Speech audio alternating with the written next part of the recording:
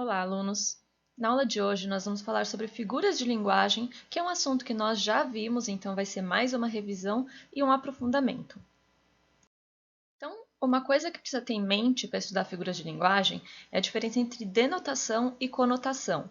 Porque a linguagem denotativa é aquela que a linguagem é usada no seu sentido próprio, literal, original, objetivo, é a linguagem de dicionário, né? Eu sempre falo para lembrar desse jeito. Denotativa de dicionário. Então, se você for procurar essa palavra no dicionário, vai ter aquele sentido que aparece na frase.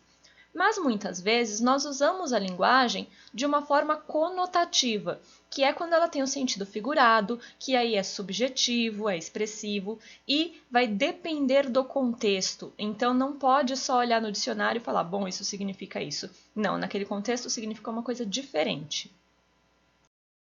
E essa linguagem conotativa demonstra criatividade. Então, ela serve para criar novas e inusitadas relações entre as palavras e os significados. Então, normalmente, quando você vai fazer alguma brincadeirinha ou mexer na estrutura, você está usando uma linguagem conotativa. E as figuras de linguagem são da linguagem conotativa. Então, são esses recursos estilísticos que você pode usar a nível de som, de palavra, de estrutura, de significado, para expressar coisas que a linguagem denotativa sozinha não consegue. Então, nas figuras de linguagem, nós temos algumas subcategorias, que são as figuras sonoras, as figuras de palavras, as figuras de sintaxe ou de construção e, por fim, as figuras de pensamento. E nós vamos ver uma por uma, a começar pelas figuras sonoras. Então, primeira coisa, né? O que são as figuras sonoras? Elas são aquelas que usam a exploração dos sons para produzir efeitos de sentidos, então sempre relacionado com os sons das palavras. E a primeira delas, que é a mais simples, é a onomatopeia. Vocês devem ter estudado isso lá no 6º ano, quando estudaram quadrinhos, porque ela é muito usada em quadrinhos. Então, são aquelas palavras que representam sons específicos. Aí pode ser som de animal, algum ruído relacionado a comportamento. Então, por exemplo, chorar fazendo buá ou coisas assim. Barulhos da natureza, então barulho do rio correndo, né, de chuva e outras coisas. Por exemplo, aqui, né, um quadrinho da Turma da Mônica, temos algumas diferentes. Tem o cabrum, que é o som do trovão, o zaz, que é o movimento rápido do cascão sumindo. Aí no terceiro quadrinho aqui embaixo tem um pequenininho que dá para ver um whoop, né, dele se entrando na casa muito rápido. E são formas diferentes de mostrar como é que está a movimentação do personagem ou o ambiente. Então, as onomatopeias são muito comuns nos quadrinhos. E a próxima figura é a aliteração, que é a repetição de consoante. Então, nos trava-línguas, isso é muito normal, né? O rato roeu a roupa do rei de Roma é a repetição do R. E normalmente essa repetição não é só para mostrar, olha, eu consigo formar uma frase com a mesma letra inicial sempre. Na poesia em especial, essa repetição tem um propósito. Então, no trava-línguas não tanto, mas nesse aqui dá até para relacionar, né? Esse R, R, R repetido seria o ruído do rato roendo. Então, a repetição tem o propósito de imitar o som que ela provoca. Nem sempre é assim. Eu trouxe uma letra de uma música chamada Brasil com P, do GOG, que faz isso, não necessariamente com propósito, embora você possa, se quiser interpretar assim, mas todas as palavras da música começam com P, por isso Brasil com P. E eu vou ler só o começo, mas a letra aqui também não está completa, né? Se vocês quiserem, vocês pesquisem, ela continua e ela é muito boa. Aqui tem uma parte, eu vou ler uma parte dessa parte. Então, começa assim. Pesquisa publicada à prova. Preferencialmente preto, pobre, prostituta para a polícia prender. Pare, pense. Por quê? Prossigo. Pelas periferias praticam perversidades, parceiros. PMs. Pelos palanques políticos prometem, pura palhaçada, proveito próprio. Praias, programas, piscinas, palmas. Para a periferia, pânico, pólvora, pá, pá, pá. E aí continua, né? Então, toda a música começando com palavras com P, né? Aliás, todas as palavras começando com a letra P. Isso é uma aliteração, é a repetição da consoante P. E é bastante comum em poesia, não precisa ser em todas as palavras da poesia ou da música pode ser, e não precisa ser no começo também, pode ser a repetição no meio, né? Então, ter muitos P's ao longo da palavra e não necessariamente no meio, isso que é aliteração. E se a aliteração é a repetição de consoantes, a assonância é a repetição de sons vocálicos, então de vogais. Não só as vogais, né, mas o som vocálico. Por quê? Porque eu vou mostrar para vocês um exemplo que não é só uma vogal, mas é o som que sai daquele conjunto de letras, que é um som vocálico. Então aqui tem o comecinho do soneto de fidelidade do Vinícius de Moraes, que fala assim: de tudo ao meu amor serei atento, antes e com tal zelo, e sempre e tanto, que mesmo em face do maior encanto, dele se encante mais meu pensamento.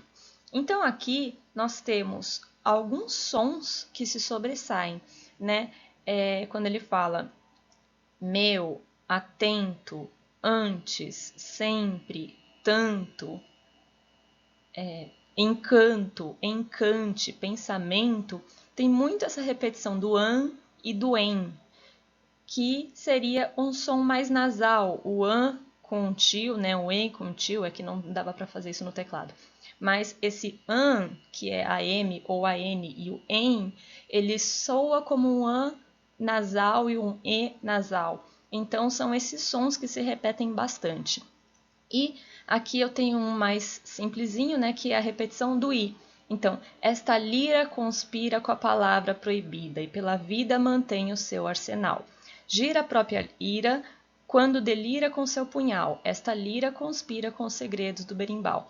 Então tem vários is, né? Lira, conspira, proibida, vida, gira, ira, delira. Então são as repetições de i que se sobressaem, por isso também é uma assonância. E o próximo é a paronomásia, que é quando você tem uma semelhança de som e de escrita entre as palavras, mas os significados não são semelhantes. Isso acontece normalmente, nós chamamos de parônimos, mas quando você usa isso como recurso estilístico proposital para fazer algum trocadilho, alguma brincadeira, aí você está falando de figura de linguagem, então tem esse nome paronomásia. Aqui tem uma charge, né, um desenho que é mais uma piadinha, mas que explica isso bem. Então, pato Donald, sapo Donald, pasto Donald, prato Donald, são todas palavras que parecem, e aí ele ilustra essa semelhança mantendo Donald e o chapeuzinho e outras coisas que também são Donald com chapeuzinho, né? Então, são palavras que têm uma grafia própria, mas que são próximas, e um som próximo também, e que dá para você brincar. Isso que é paronomásia. E agora vamos para as figuras de palavras. Primeiro, que são figuras de palavras, né? Quando você desloca o contexto original de uma palavra. Então, normalmente ela seria empregada em um contexto, mas você aplica ela em outro. Primeira delas, metonímia, né? É quando você usa uma palavra usada no lugar de outra, com a qual mantém uma relação de proximidade. Então, você consegue perceber qual é o link entre essa palavra e o contexto em que ela está inserida, porque elas já são próximas normalmente. E tem vários tipos de metonímia. Eu coloquei alguns aqui. Então, por exemplo, da parte pelo todo. Se eu falo muitas mãos foram necessárias nesse trabalho, na verdade eu quero dizer que muitas pessoas foram necessárias. Mas ao invés de eu falar da pessoa inteira, que é o todo, eu falo de uma parte dela, que são as mãos, que representam o todo. Então, na verdade, a mão e a pessoa estão ligadas, mas ao invés de falar pessoa, eu falo mão. É isso, né? É falar, eles não têm teto. Na verdade, não é só o teto que eles não têm a casa toda, mas o teto representa a casa. Então, isso que é uma metonímia da parte pelo todo, é uma parte daquilo representando a ideia total. Continente pelo conteúdo é quando, por exemplo, falo, tomou uma garrafa toda. Na verdade, não foi a garrafa que tomou, né? Foi o que tinha dentro, mas ao invés de falar o conteúdo do que tinha dentro, né, tomou a água toda, eu falo aquilo que estava contendo, que é a garrafa. Então, nossa, tomou 2 xícaras. Não, tomou café, né, mas eu falo a medida em xícara. Então, é o continente no lugar do conteúdo. Autor pela obra. Então, nós estudamos Machado de Assis. Não, nós estudamos os textos do Machado de Assis, né? A pessoa Machado de Assis, nós falamos bem pouco, porque o que importa para nós é o texto dele. Então, ao invés de falar da obra, eu falo do autor, mas todo mundo entende que eu estou falando da obra. Normalmente a metonímia é assim, né? Você não fica na dúvida do que é que está sendo tratado, porque as duas ideias são muito próximas. E marca pelo produto também é muito comum. Então, por exemplo, se eu falo preciso de durex, durex é marca. Você precisa de fita adesiva, mas tem algumas marcas que são tão conhecidas que nós falamos ela achando que é o nome do produto. Aqui tem uma metonímia, né, do menino falando: meu pai tem 800 cabeças de gado, e o seu? E aí o Chico Bento responde: o meu pai só tem um boi, mas ele está inteirinho. Então é ele não entender que 800 cabeças representam o gado todo e não só a cabeça, né? É uma confusão aí de metonímia, porque cabeça do gado representa o gado inteiro, não só a cabeça. A próxima, comparação, também chamada de símile, que não é a mesma comparação que nós usamos na gramática normal, de falar ela é mais alta do que eu. Isso é uma comparação, mas não é uma comparação de figura de linguagem. A comparação da figura de linguagem é quando você pega elementos de universos diferentes e comparar a altura entre duas pessoas não é universo diferente. Agora, quando você vai comparar coisas que não normalmente vão juntas e usa um termo de comparação, então falar como, feito tal, tal qual, assim como, aí você está fazendo uma comparação das figuras de linguagem. Então, por exemplo, aqui neste quadrinho, o casal conversando e ela fala: acorda, Armando, você não sabe que o amor é como uma flor? Se não for regada e bem cuidada, ela murcha e morre. Aí ele é com essa cara, né, de hã? Aí ela já fica nervosa. O amor é como o motor do carro, Armando. Se não trocar o óleo e não cuidar da mecânica, uma hora ele não funciona mais. Ele, entendi. Então, ela faz duas comparações, né? A primeira, comparar o amor com uma flor. Então, ela fala, usando o termo como, né? O amor é como uma flor. Aí ele não entende, mas quando ela traz algo do universo dele, o amor é como o motor do carro, aí ele entende. Então, a comparação é trazer duas coisas que normalmente você não associaria com essa palavra como, ligando elas. Que é muito próximo da metáfora, que é a transferência de um termo para outro contexto através de uma afirmação. Então, eu também vou pegar ideias que normalmente não vão juntas, só que eu não vou usar o termo como, tal qual, semelhante. Eu vou simplesmente afirmar isto é isto. E essa é a diferença entre metáfora e comparação. Eu tenho uma afirmação na metáfora e não um termo que relaciona as duas coisas. Então, por exemplo, aqui. Fala uma coisa romântica. Meu amor é uma caravana de rosas vagando num deserto inefável de paixão. Uau, agora traduz. Aí você está querendo demais. Então, aqui nós temos a definição dele de amor, né? O amor é uma caravana de rosas. Normalmente não é uma definição que nós vemos, então são ideias de contextos diferentes que estão ligadas através do é, que é o verbo ser, é uma afirmação. Não, ele não fala meu amor é como uma caravana, ele fala meu amor é uma caravana. E aí você já muda de comparação para metáfora. Então a diferença é basicamente uma palavra. Não tem o como, só um é metáfora.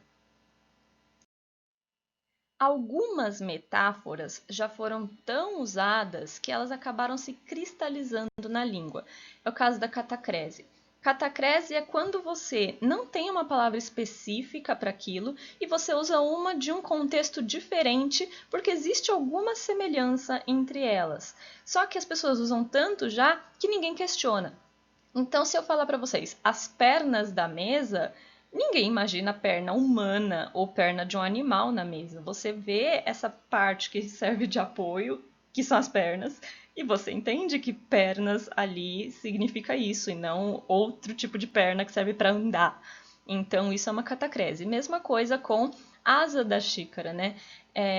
é assim que se chama essa parte também, não tem uma coisa, uma parte específica, um nome específico. As pessoas usam, elas entendem, ninguém questiona. Então isso são catacreses, né? A cabeça do fósforo, a cabeça da agulha.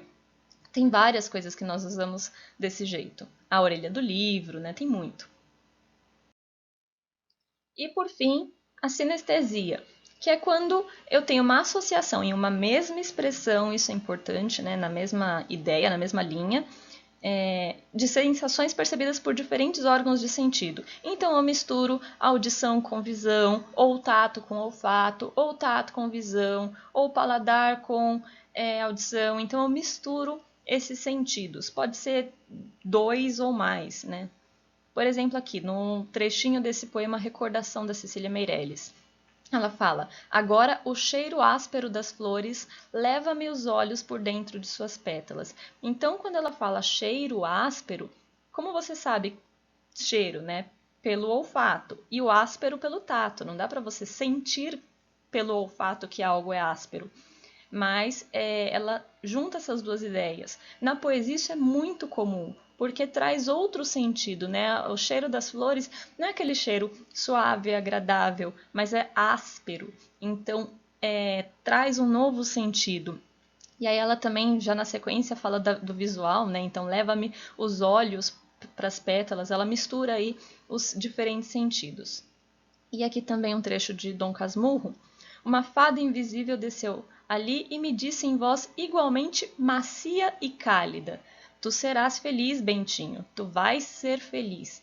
Então, quando ele fala essa voz igualmente macia e cálida, né? A voz você ouve, então é a audição. Mas algo que é macio e cálido você percebe pelo toque. Então é o tato junto com a audição. São os sentidos aí também sendo misturados. E eu vou dividir esse vídeo em dois, então eu vou falar das outras figuras de linguagem no próximo vídeo, para ele não ficar muito longo, porque ainda falta metade delas, né? Então eu espero que até aqui vocês tenham gostado, tenha ficado claro. Qualquer dúvida, poste nos comentários. Tchau, tchau!